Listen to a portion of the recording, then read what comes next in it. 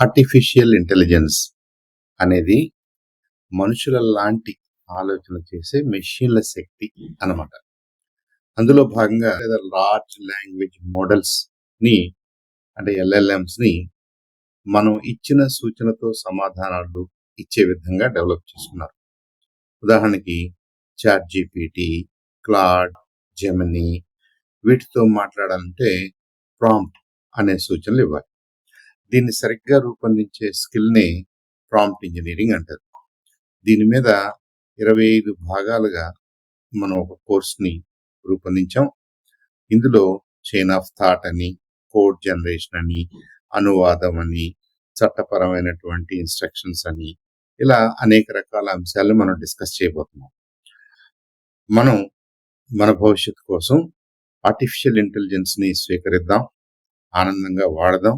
కాబట్టి మీరందరూ కూడా ఒక్కొక్క పార్ట్ని ఇంట్రెస్ట్ తోటి పరిశీలించాలని, అవసరమైతే 1-2 సార్లు దాన్ని గమనిస్తూ దాంట్లో ఉన్నటువంటి ఎగ్జాంపుల్స్ ని, ఇన్స్ట్రక్షన్స్ ని మీ ఇష్టం వచ్చినటువంటి ఎల్ఎల్ఎం, చాట్ జీపీటీ కానివ్వండి, జెమినీ కానివ్వండి, ఇంకేదైనా ఎల్ఎల్ఎం తోటి అది ప్రాంప్ట్స్ గా ఇస్తే ఏమేమి ఆన్సర్లు వస్తాయి, ఎల్ఎల్ఎం తిరిగి మీతో ఎలా రెస్పాండ్ అవుద్దో మీరు you can always try.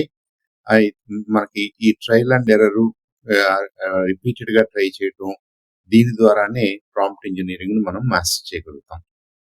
Artificial intelligence system తోటి అంటే చాట్ జీపీటీ లాంటి ఒక లార్జ్ లాంగ్వేజ్ మోడల్ తోటి మనం మాట్లాడగలగటం, మనం కాన్వర్జేషన్ లో పార్టిసిపేట్ చేయగలగటం, మనం దానికి దాన్ని ఒక ఇంటర్ఫేస్ గా వాడుకుంటూ ఆర్టిఫిషియల్ ఇంటెలిజెన్స్ ద్వారా ఆ లార్జ్ లాంగ్వేజ్ మోడల్ తో ఇంటరాక్ట్ అవటాన్నే మనం ప్రాంప్టింగ్ అంటామన్నమాట.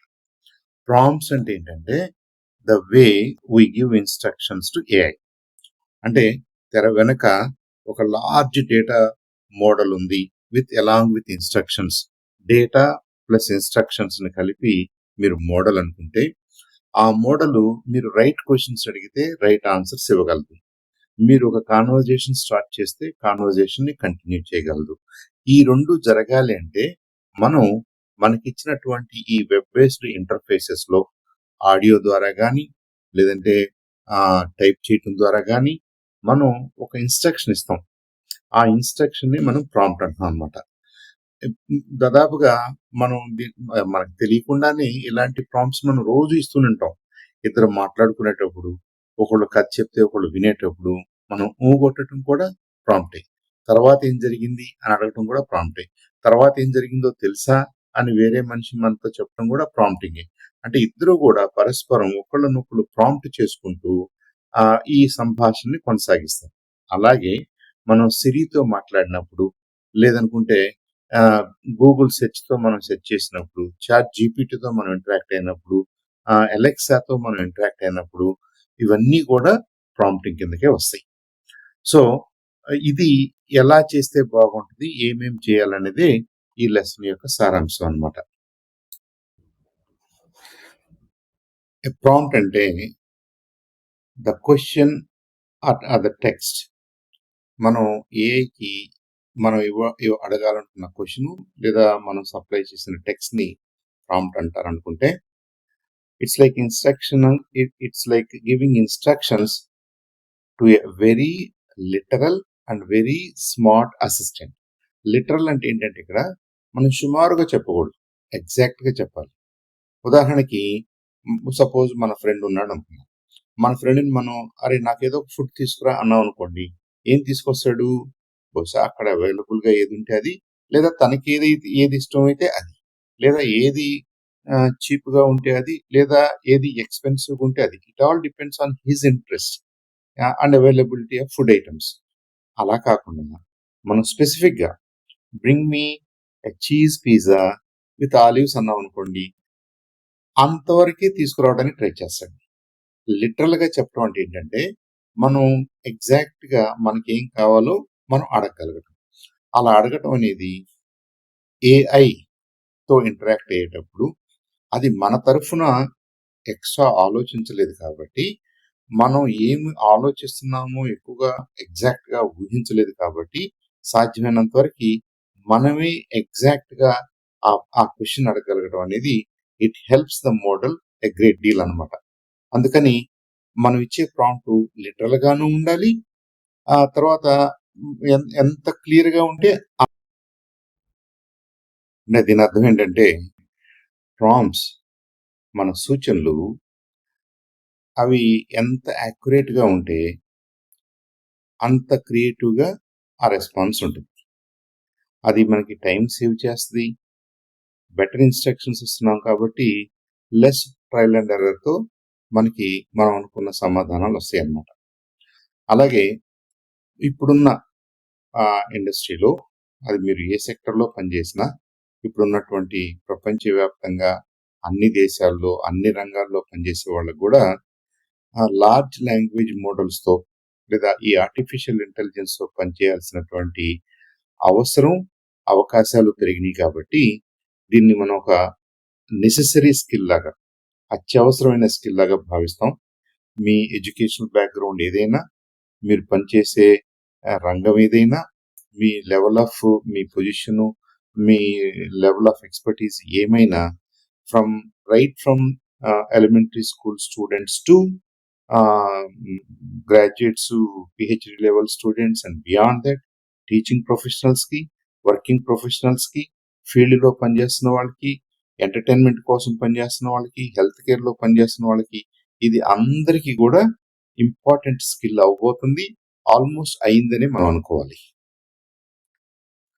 ఇకపోతే ఈ ప్రాంప్ట్స్ మనం దేన్ని మనం గుడ్ ప్రాంప్ట్ అంటాం, దేన్ని మనం వేక్ ప్రాంప్ట్ అంటాం అనేది ఈజ్ ఎ బిగ్ ఛాలెంజ్.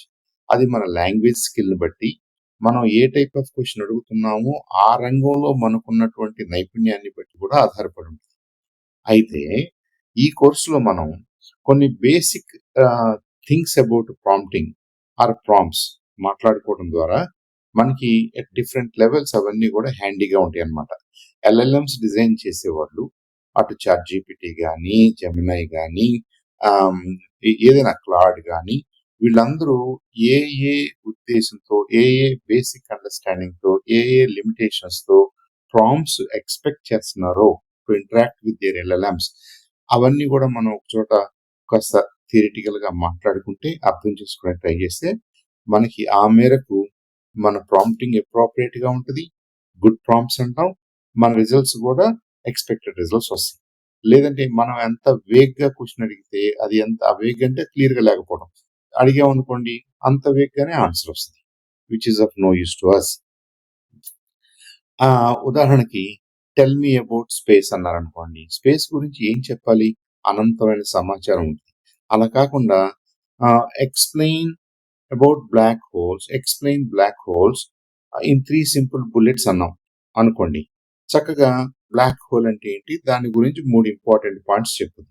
అలాగే మీరు ఏ లెవెల్ ఆఫ్ స్టూడెంట్ తో మాట్లాడుతున్నారో ఆ లెవెల్ కూడా మీరు సప్లై చేశారనుకోండి, ఒక 10th క్లాస్ స్టూడెంట్ కి ఎక్స్ప్లెయిన్ చేయి, ఒక college level graduate under graduate apply explain చేయి అన్నారనుకోండి, అప్రోప్రియేట్ గా ఎక్స్ప్లెయిన్ చేస్తాం. దాని అర్థం ఏంటంటే మనం మన ప్రాంప్ట్ ఎంత బాగుంటే మనకు వచ్చే సమాధానం అంత బాగుంటుంది కాబట్టి మనం అంత ఈజీగా బాగా నేర్చుకోవడానికి అవకాశం ఉంటుంది. అలా good prompt versus bad prompt ని మనం మనం విడదీసి చూడొచ్చు అనమాట. ఇకపోతే ప్రాంప్ట్స్ దాని టోన్, సపోజ్ మీరు అడిగిన ప్రశ్నకి సమాధానం కొద్దిగా ఫన్నీ టోన్ లో కావాలనుకోండి, మీరు అది రాయొచ్చు, respond with a funny message. లేదంటే మీరు ఇచ్చిన ప్రాంప్ట్ కి చివర్లో కొద్దిగా ఫార్మల్ లాంగ్వేజ్ వాడి సమాధానం చెప్పు, లేదా సింపుల్ లాంగ్వేజ్ వాడి సమాధానం చెప్పు అని మనం అడగవచ్చు. అలాగే ప్రాంప్ట్స్ ఎఫెక్ట్ డీటెయిల్ ఆల్సో. నువ్వు ఏ మేరకు అడుగుతున్నావు, నీకు 2 సెంటెన్సెస్ లో ఆన్సర్ కావాలా, పారాగ్రాఫ్ టైప్ ఆఫ్ ఆన్సర్ కావాలా, బుక్ టైప్ ఆఫ్ ఆన్సర్ కావాలా, ఒక చాప్టర్ టైప్ ఆఫ్ ఆన్సర్ కావాలా, ఇవన్నీ అలా నీకు చాట్ జీపీటీ ఆ ఆన్సర్ ని టైలర్ చేసుకుంటుంది అనమాట. అలాగే ఈ ప్రాంప్ట్స్ అంటే మనం ఇచ్చే సూచనలు, instructions, whatever we type in the text box to interact with the LLM behind, అదేంటిది, it can effect the perspective. Perspective అంటే ఏంటంటే మీరు ఏదో క్యాజువల్ గా చిన్నపిల్లలకు పెద్దవాళ్ళకు స్టోరీ చెప్పినట్టుగా మీరు సమాధానాన్ని ఎక్స్పెక్ట్ చేస్తే అది మీరు మెన్షన్ చేయొచ్చు. లేదు, మోర్ సైంటిఫిక్ గా, మోర్ ఫార్మల్ గా, మోర్ ఎడ్యుకేటెడ్ గా, మోర్ ప్రొఫెషనల్ గా మీకు సమాధానం కావాలనుకోండి, అది మీరు మెన్షన్ చేయొచ్చు. అంటే టోను మనమే మారుస్తాం. ఏ డీటెయిల్ లో కావాలో మనం అక్కడ ఆ ఇన్స్ట్రక్షన్ లో పాటుగా మనం ఆ ఇన్స్ట్రక్షన్ లో దాన్ని ఎంబెడ్ చేయొచ్చు, దాంట్లో కలపొచ్చు. అలాగే పర్స్పెక్టివ్ కూడా మనం మెన్షన్ చేయొచ్చు అన్నమాట. ఇలా depending on what we expect, what we want, what is our context, మన కాంటెక్స్ట్ ఏంటి, మన కాంటెక్స్ట్ లో మనం ఏ మేరకు సమాధానం ఎక్స్పెక్ట్ చేస్తున్నామో ఆ మేరకు ఆ ప్రాంప్ట్ ను కూడా మనం డిజైన్ చేసుకుంటే ఆ ప్రాంప్ట్ ఆ ఆ ఎల్ఎల్ఎం తో ఇంటరాక్ట్ అయ్యి కరెక్ట్ గా మనకి మనం ఎక్స్పెక్ట్ చేస్తున్నటువంటి మోర్ అప్రోప్రియేట్ రిజల్ట్ ఇవ్వడానికి అవకాశం ఉంటుంది. ఇకపోతే రైటింగ్ ఎస్సేస్, ఒక ఒక అంశాన్ని గురించి మనం ఒక ఎస్సే రాయాలనుకుంటున్నాం, లేదంటే ఒక విషయం మీద ఒక పోయిం రాయాలనుకుంటున్నాం, లేదా ఒక విషయం మీద, ఒక కాంటెంపరీ విషయం మీద, ఒక పాత విషయం మీద ఒక ఆర్టికల్ రాయాలనుకుంటున్నాం, నలుగురితో మాట్లాడటానికి, స్పీచ్ ఇవ్వడానికి, లేదనుకుంటే ఏదైనా మ్యాగజైన్ లో పబ్లిష్ చేయడానికి కూడా అన్నప్పుడు ఆ స్కెలిటన్ ఆఫ్ ద ఆర్టికల్ లేదా కంప్లీట్ ఆర్టికల్ అది మనకి ఒక డ్రాఫ్ట్ గా చేసేస్తుంది. అలాంటి సందర్భాల్లో మనకి ప్రాంప్ట్స్ కావాలి. అలాగే మనం మ్యాథమెటిక్స్ నేర్చుకోవాలి, లేదనుకుంటే మనం ఇంకో సబ్జెక్ట్ ఏదో నేర్చుకోవాలి, జియోగ్రఫీ గురించి నేర్చుకోవాలి, లేదా థర్మోడైనమిక్స్ గురించి నేర్చుకోవాలి. మీరు you can think about any subject out there.